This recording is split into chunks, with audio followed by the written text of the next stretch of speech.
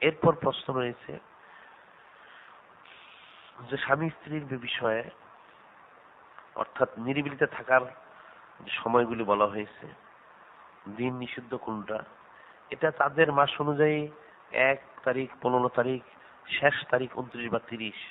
আর বার হিসেব হচ্ছে বিশেষ করে রবিবার এবং বুধবার। ইসলামে রাত্রটা শুরু হয় বাদ মাগরিব থেকে, শনিবার বাদ মাগরিব থেকে সেই শুরু হবে সোমবারের আগ পর্যন্ত, অর্থাৎ মাগরিব পর্যন্ত।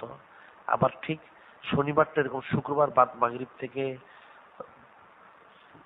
শুরু হবে শনিবার, রবিবার এবং বুধবার। এটা হচ্ছে শনিবার বাদ মাগরিব থেকে রবিবার পুরা রাত্র দিন, সোমবারের মাগরিবের আগ পর্যন্ত। আবার সেদিক হচ্ছে মঙ্গলবার বাদ মাগরিব থেকে বুধবার দিন যাবে, বৃহস্পতিবার বাদ মাগরিবের আগ পর্যন্ত। এটা নিষিদ্ধ। এরপরেও ছাড়াও শনি মঙ্গলবারেও যদি পরিহার করা যায় উত্তম। তো বার হিসেবে সোমবার, শুক্র, বৃহস্পতি উত্তম।